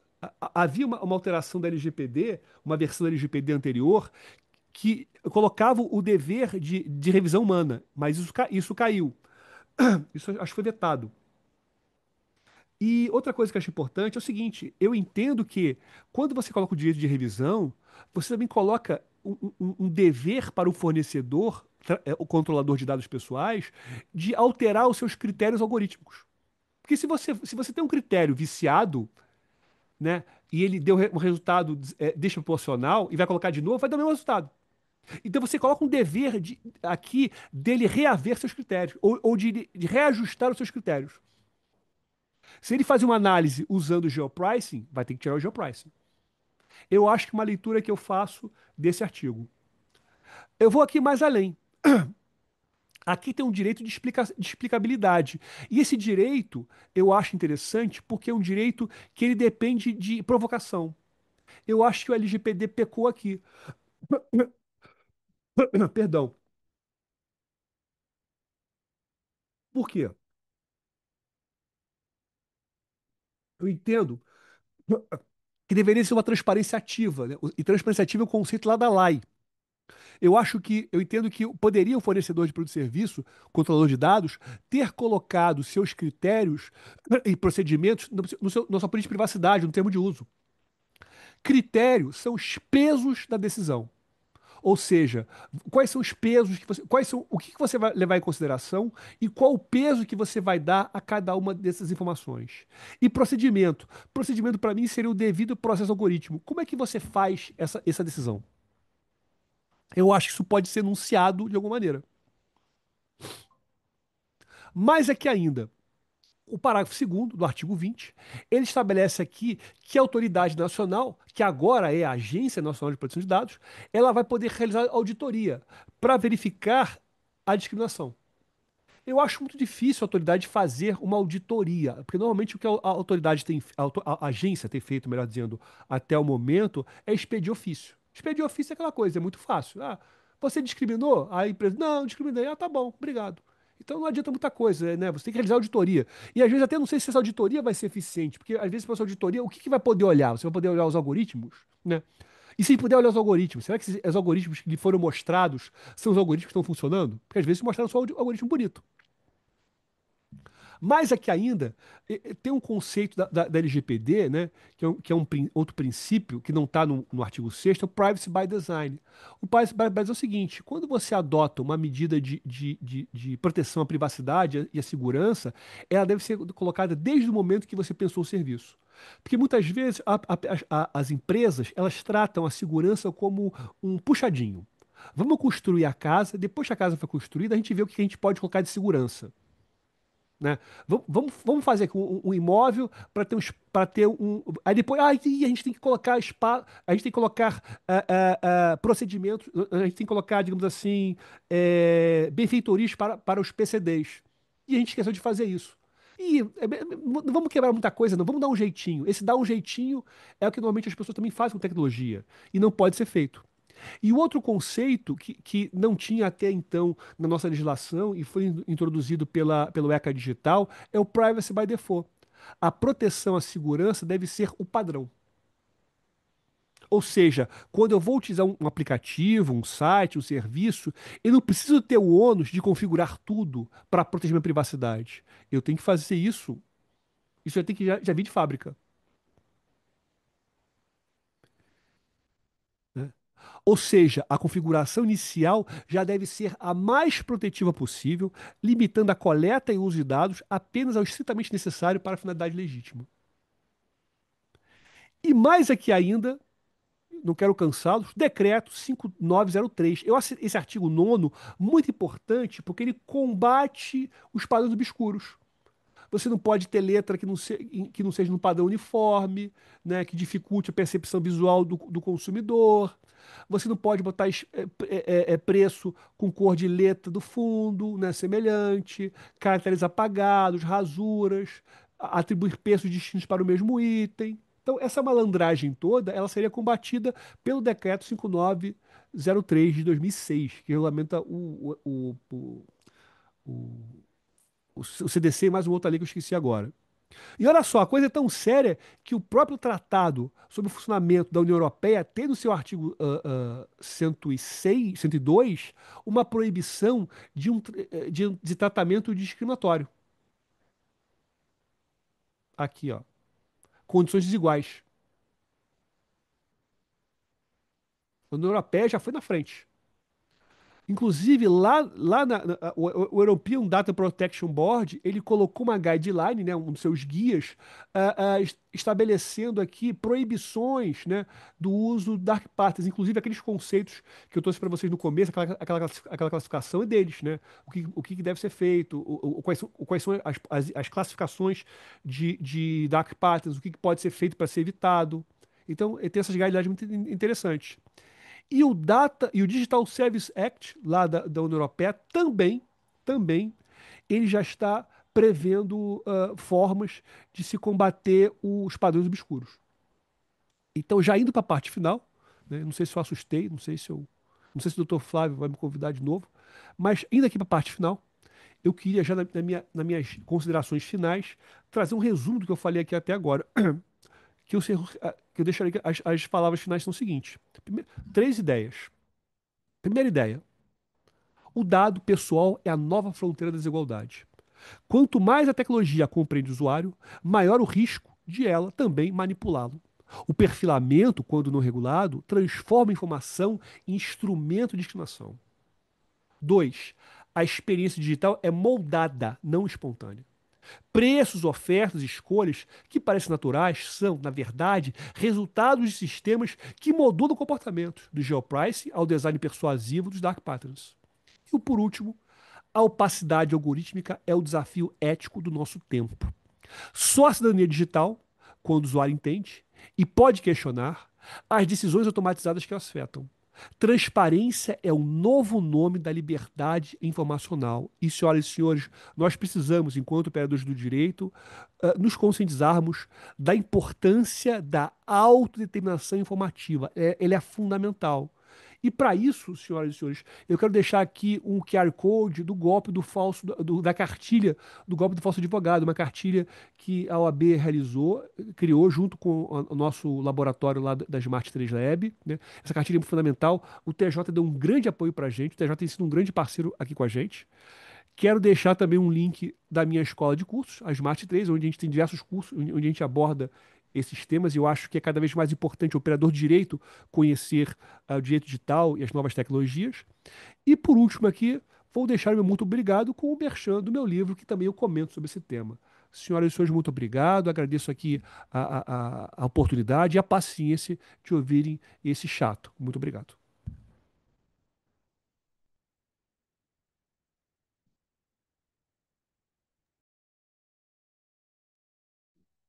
Tom, Flávio.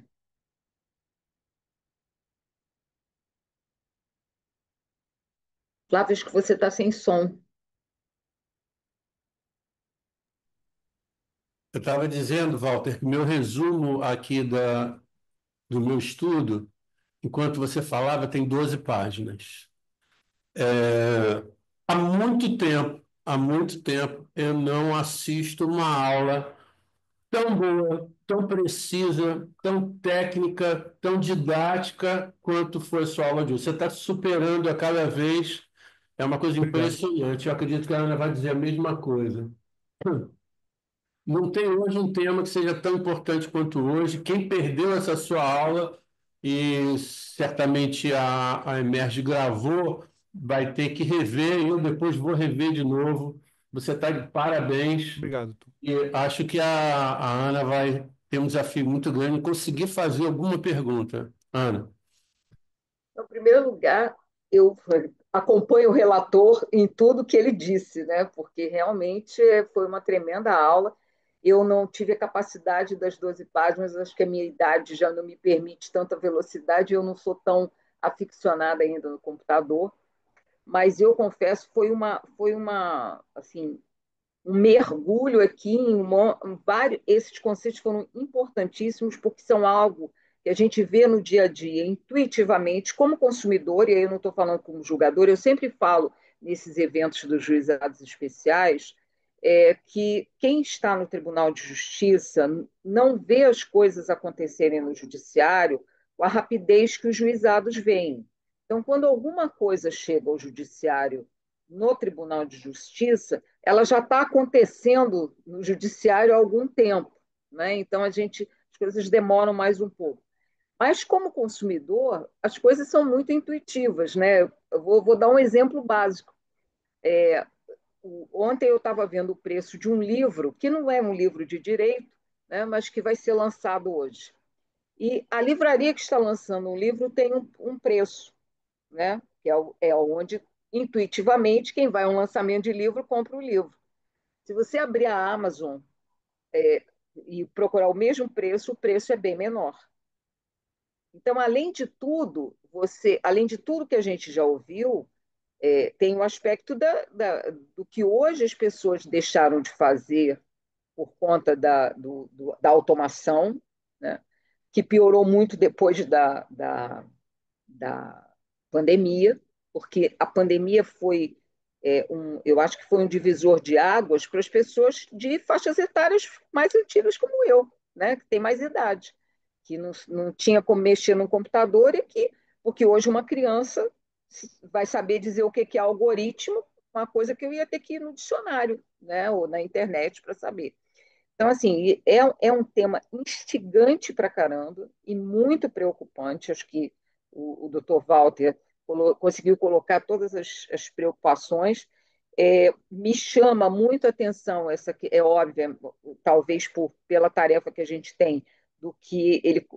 Por duas razões, né? Uma por uma recente operação de catarata, então falar opacidade é algo que está no meu dicionário bem recentemente, que é o que acontece, só que o cristalino a gente substitui por uma outra lente, né? E a gente aqui está tratando de opacidade algorítmica, que é algo que deve ser dificílimo de desvendar, não é? O que a gente pode perceber, mas que nós, como consumidores no dia a dia, temos que perceber intuitivamente, que a gente acaba percebendo, que é o caso você hoje entra na internet porque uma notícia, vou dar um exemplo, né? Morre a Rainha Elizabeth. Aí você vai lá na internet procurar as notícias, né? Ah, o que que aconteceu? Como é que está acontecendo? Dali por diante, toda vez que você abre um navegador para buscar uma notícia, vai aparecer notícias da realeza britânica. Mas eu não moro nos Estados Unidos, não quero na Inglaterra, não quero saber disso, mas vai aparecer. Se você pesquisa um produto, ele vai depois, né, toda hora ele vai aparecer para você. Então, isso já é um indício. E essa questão da informação, eu estava aqui pensando, nem era no que perguntar ao professor Walter, era o seguinte: o, quando o Código de Consumidor entrou em vigor, que a gente já estava trabalhando nisso, né, a nossa preocupação com informação era completamente diferente do que a gente tem que ter hoje. Né? E a gente acaba usando também, e vai acabar, usa critérios de discriminação, e eu vou contar aqui um exemplo do que aconteceu na minha Câmara, né, que não tem a ver exatamente quer dizer, tem a ver com o algoritmo, agora pensando, né, analisando, escutando, assistindo a sua aula. Uma consumidora, isso é um caso que veio para o judiciário com muita frequência, que foi a venda de iPhones que não tinham carregador, né, do iPhone. E aí é, surgiram muitas ações inicialmente, depois isso ficou mais espaçado, né? Começou a diminuir o número, e no judiciário hoje acho que diminuiu talvez grandemente, mas chegou outro dia uma ação dessas na minha Câmara. E aí a discussão era o prazo que a pessoa tinha que reclamar do fornecedor. E aí começa a discussão, não, mas ela veio reclamar, já tinha passado o prazo. Aí você começa a ver quem era o consumidor. O consumidor era uma pessoa que, vou dizer o nome da loja, sem menosprezo à loja, mas é para entenderem o meu raciocínio. A pessoa comprou um iPhone no Magazine Luiza. Eu não sou consumidora de iPhone nem de produtos na internet de compra, mas não me parece que Magazine Luiza fosse uma loja especializada em iPhone, né? Para a gente ter, eu fui buscar aquela loja porque era especializada. Não era.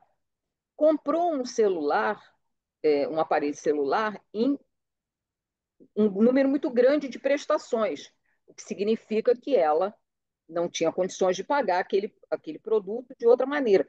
E mais, provavelmente ela nunca tinha tido um iPhone, né? Aquela era a primeira compra que ela fazia de um iPhone. Então, por que eu lembrei disso? Por causa de todas essas informações que por trás daquele site que ofereceu para ela aquele produto, deviam estar lá, né? Quem é essa consumidora? Nunca comprou um iPhone. E aí, na minha ignorância, né, de informática, de todos esses sistemas e mecanismos, aquele consumidor que menos tem contato com aquilo deveria ser o que tem mais informação e do que deveria ser o que é mais fácil. Mas é exatamente o contrário, né? Pelo que eu pude perceber aqui. A coisa se torna mais complicada, nada é facilitado para o consumidor. Né? E aí, diante disso tudo que eu ouvi, né, a minha indagação tem teria alguma saída para um consumidor buscar o judiciário pela via do juizado, que é onde a gente está, sem ele depender de uma prova técnica? Né? O que um consumidor poderia buscar de elementos que pudessem levar à convicção do juiz, porque no juizado não tem prova. Né? E que a gente pudesse também ter um pouco de segurança como julgadores, da gente não estar utilizando também, de que essa opacidade que existe não sirva também de fomentar demandas, né, que não são verdadeiras. Né? Isso é uma grande interrogação. E segundo, como é que um consumidor aí é aula para consumidor, não para jurista, né? Mas como é que um consumidor pode fugir um pouco dessas, um cuidado básico que um consumidor poderia ter para evitar essas, pelo menos as armadilhas mais ofensivas para ele, né? Aquelas que vão causar um prejuízo maior. Eu estou pensando nisso porque a Black Friday, não sei quando, mas já está tendo venda de Black Friday. Ela já não virou mais Black Friday, ela é antecipando a Black Friday. Então, como é que o consumidor sai dessa? Porque a gente não sabe exatamente o público que está nos assistindo, pode ter público não jurídico no meio dessa, do grupo de pessoas, né, no grupo de pessoas que está aqui.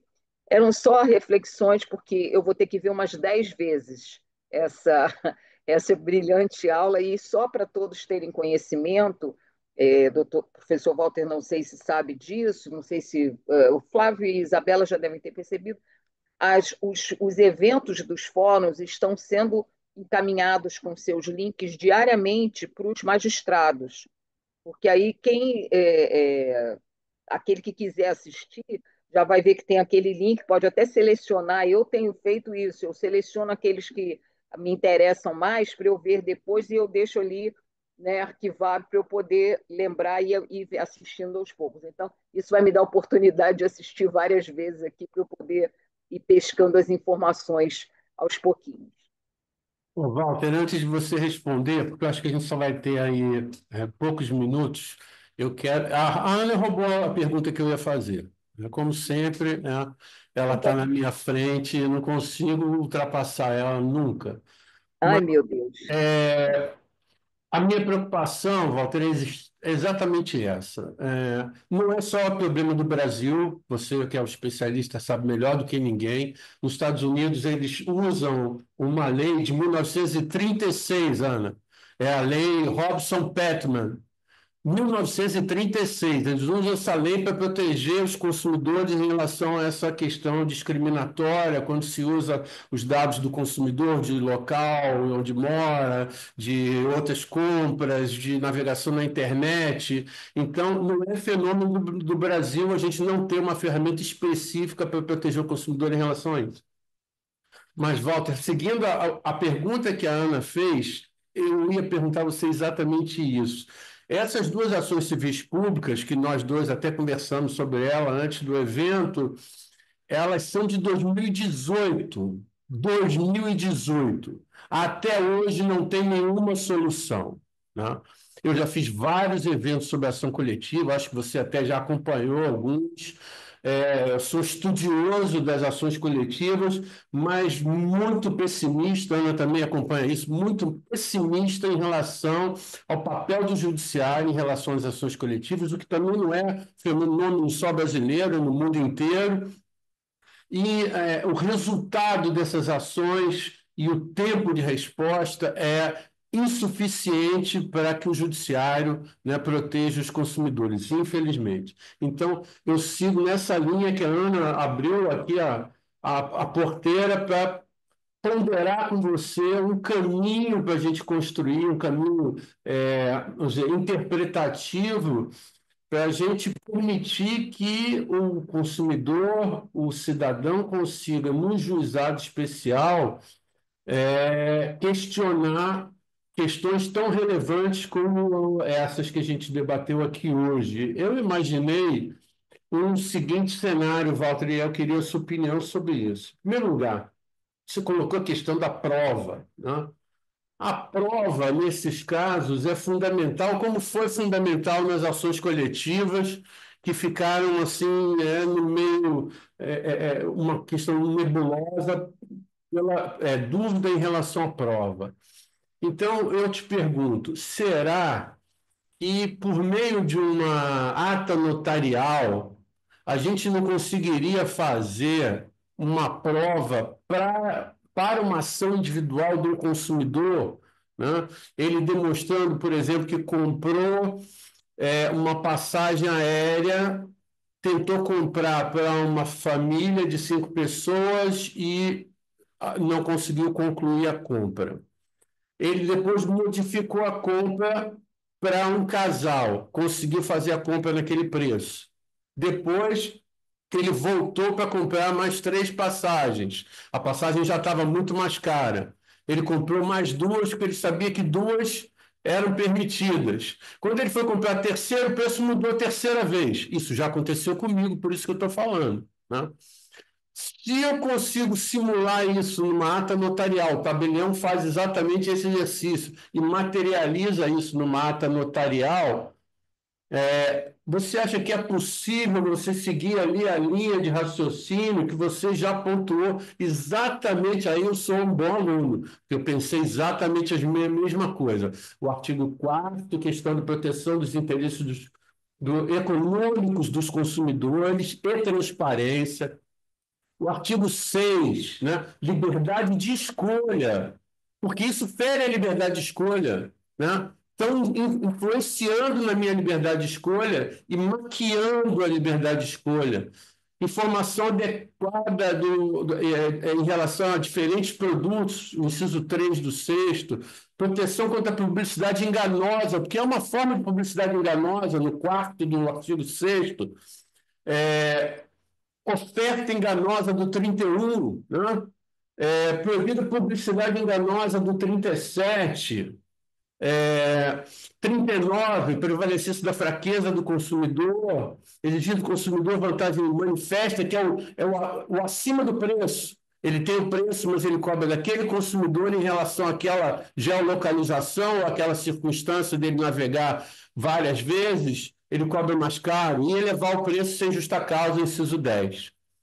Então, esse é o cenário que eu imagino para a gente seguir, porque eu acho que na medida em que a gente construa um caminho factível, possível para o consumidor, né, que os advogados entendam que é um caminho viável, e a gente começar a questionar essas empresas, talvez a gente tenha um resultado mais prático do que ficar discutindo anos. De 2018 para 2025, a gente não tem uma solução nas 2 ações civis públicas.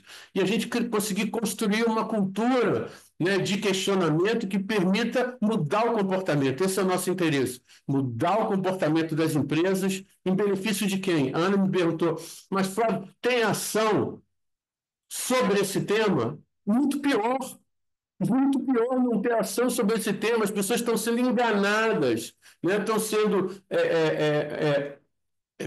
tentando o direito violado, muitas vezes até sem saber. Eu acho muito pior.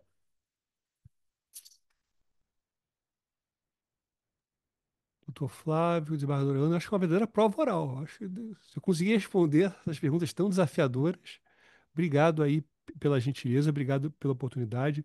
Doutor Flávio, eu sou um pouco pragmático e procuro sempre pensar naquilo que seja assim mais rápido de se atender um objetivo. Eu, por exemplo, eu acho que ato notarial não é o caminho. Por mais que seja tradicionalmente um meio aceito, porque a ata notarial ela costuma ter um valor relativamente elevado, especialmente numa relação consumerista, e ela às vezes não pode atender. Imagina um consumidor que tenha feito uma compra de madrugada. Um desses. Às vezes eu gosto de acordar. Eu tenho a fé de que algumas coisas ficam mais baratas de madrugada. Eu não sei se é verdade, mas eu acho que às vezes ficam mais baratas de madrugada. Se eventualmente tiver algum problema, não vou resolver com a ata notarial. Eu acho que a gente pode encontrar algumas formas. Existem algumas ferramentas de terceiros, né? O Verifact, o Data Certify, o Original My, são ferramentas de empresas, até algumas dessas empresas têm até acordo com a OAB para dar desconto para os advogados, que elas poderiam produzir uma prova documental que ela seria atestada por terceiros. Porque talvez o grande problema hoje em dia se fala muito em cadeia de custódia, né? Eu acho que o grande problema da prova digital é a possibilidade de você verificá-la.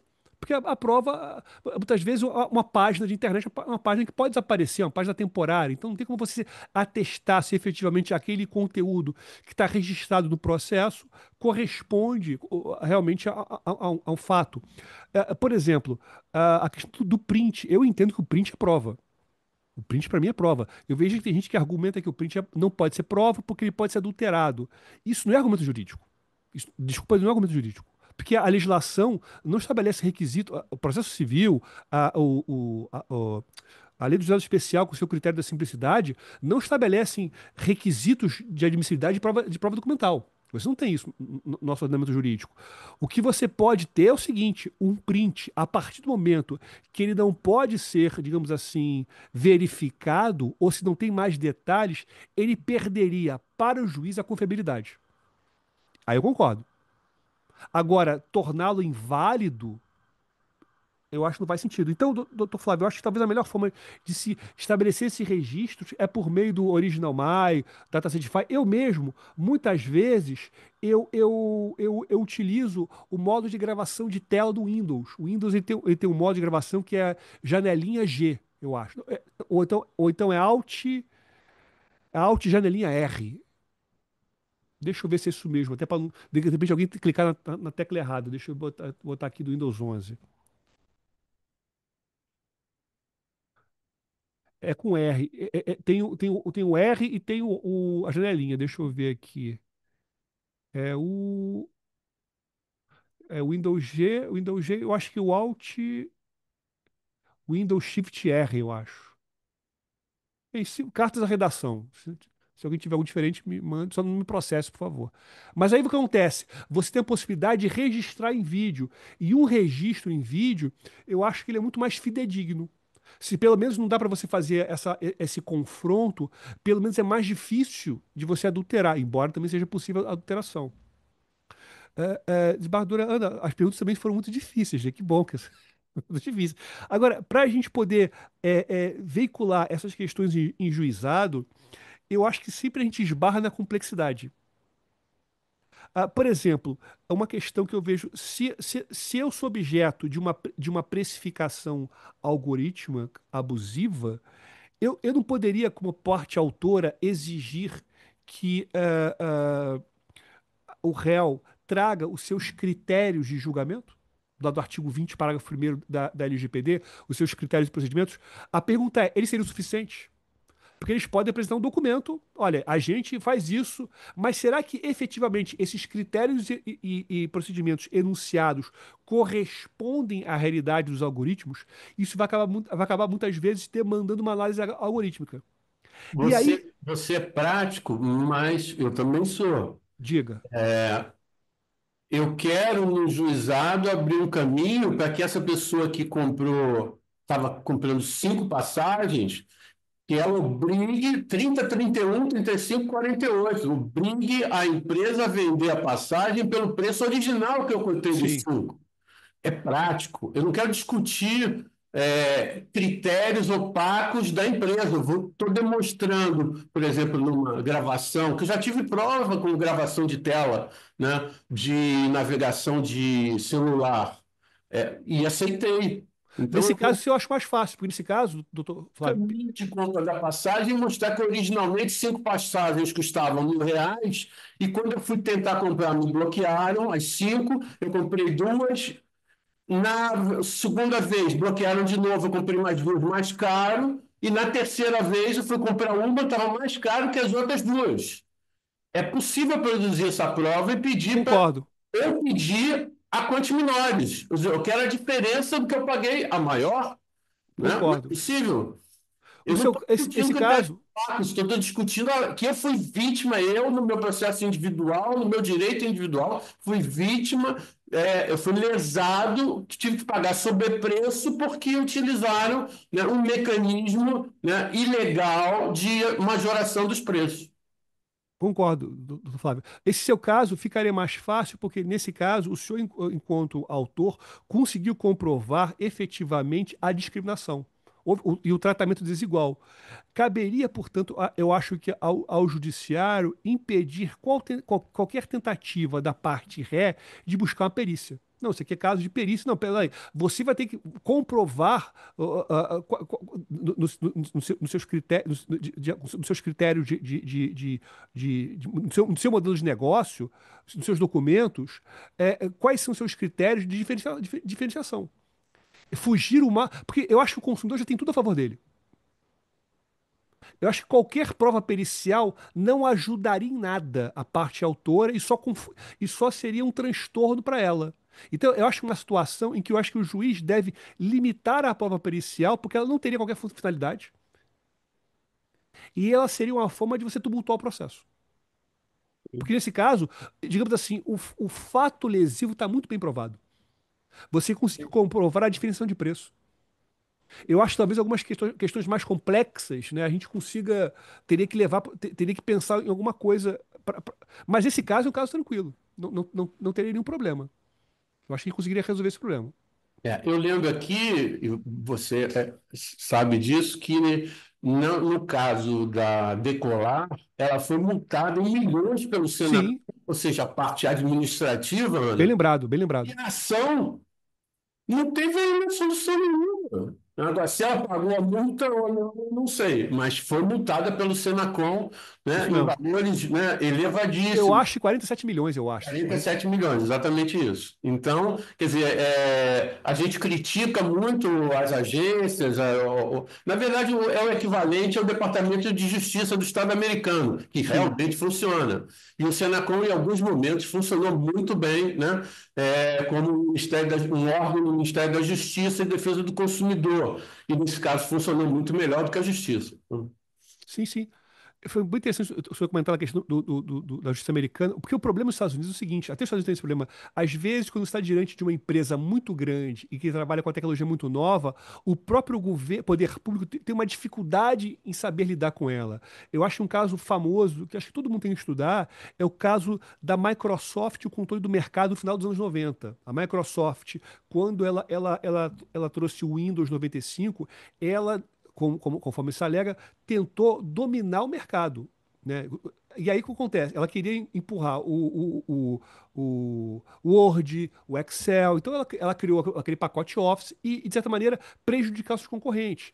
O, o, o, o, os órgãos americanos de regulamentação, eles foram, numa visão assim mais moderna, muito tímidos na punição da Microsoft. A Microsoft acabou que está aí até hoje fazendo o que ela quer. Então, eu acho que a gente tem que pensar, primeira coisa, de um sistema do poder público, ele tem um devido enforcement, né, uma imposição de multa, e eu acho que a nossa legislação, doutor Flávio, ela é muito ruim nesse sentido. Eu vou dar um exemplo. Se a gente pega o Marco Civil e pega a LGPD, a base de dados de uma imposição de multa é o faturamento de uma empresa no Brasil.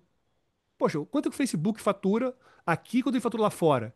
Eu só vou levar em consideração quando ele fatura aqui? Então eu acho que a nossa legislação é muito boa, ela é muito benéfica para esses grandes players americanos. Então a gente precisa repensar essa questão. Eu acho, desembargadora Ana, voltando aqui à sua questão, a gente precisa, enquanto consumidor, buscar ter o máximo de informação possível e proteger nossa privacidade. Eu acho que a gente tem que tratar a nossa privacidade como algo íncito à nossa segurança e à nossa cidadania. A gente não pensa nisso. Porque as empresas incentivam isso. O Mark Zuckerberg, há um tempo atrás, dizia que a privacidade morreu. Mas o Mark Zuckerberg, ele comprou todas as casas próximas à casa dele. Ou seja, a minha privacidade vale a de vocês não, porque ele ganha dinheiro com a nossa privacidade. Então, as Big Techs não querem que a gente proteja a nossa privacidade. E a partir do momento que a gente começa a proteger a nossa privacidade, a gente começa a utilizar tecnologias como, por exemplo, eu acho que para a gente poder navegar de forma mais segura, é usar aquele navegador Brave, é você usar a ferramenta de procura, o DuckDuckGo, é você ter ferramentas de mais segurança. É claro que não dá para você viver sem um celular, mas a gente consegue, de alguma maneira, proteger ou limitar o acesso que as empresas têm aos nossos dados, né? E a gente precisa verificar o seguinte, que toda compra tem uma personalização. E, de repente, procure, antes de fazer alguma compra, comparar com outra pessoa. Para verificar se não tem alguma coisa nesse sentido, se tem alguma personalização, se tem alguma discriminação nesse sentido. Eu acho muito importante a gente pensar dessa maneira. Não sei se eu respondi tudo. Respondeu tudo. Bom, Ufa, faltam 2 minutos, né? Eu prometi para a Emerge que ia dessa vez encerrar no horário. O Walter foi preciso, a gente combinou dele falar 1 hora e meia, ele falou exatamente 1 hora e meia, como bom professor que ele é, né? Tudo calculado, tudo com parâmetro, é um sujeito, né, excepcional. Eu sou cada vez mais fã, né? Fã de carteirinha. obrigado. E agradeço muito, Walter, muito, muito a sua disponibilidade para o Fórum dos Juizados, para a Emerge, né? Essa parceria sua conosco é uma coisa maravilhosa. A gente pode brindar, né, nossos colegas, os estudantes, os advogados, né, defensores, promotores, com uma peça, né, de uma aula magna. E eu acho que, para mim, né, você falou que eu estudo isso há muito tempo, 20 anos, né, talvez tenha sido a melhor aula que eu assisti, né, em questões de meios eletrônicos, de Obrigado. toda a minha vida. Você está de parabéns. Poxa, que honra. Você faz, Prazer então, um é meu. encerramento para mim? Olha, só tenho a agradecer, dizer que mais uma vez adorei, fiquei encantada com o que eu ouvi, apesar de alguma dificuldade inicial, né? E agora deu para perceber o quanto a gente tem que se preocupar com isso. E só trazendo uma pessoa como o professor Walter, para a gente poder ter essa explanação que nós tivemos, essa viagem que nós fizemos em todos esses tempos. Foi uma honra estar nesse evento. Agradeço a oportunidade ao nosso presidente do Fórum, Flávio, agradeço imensamente ao professor Walter e só desejar uma boa tarde a todos que estão aqui e convidá-los para todos os eventos da Emerge. Fiquem de olho, porque certamente vão encontrar alguma coisa que interesse. Muito obrigada a todos. Obrigado. Obrigado a todos, um abraço. Obrigado.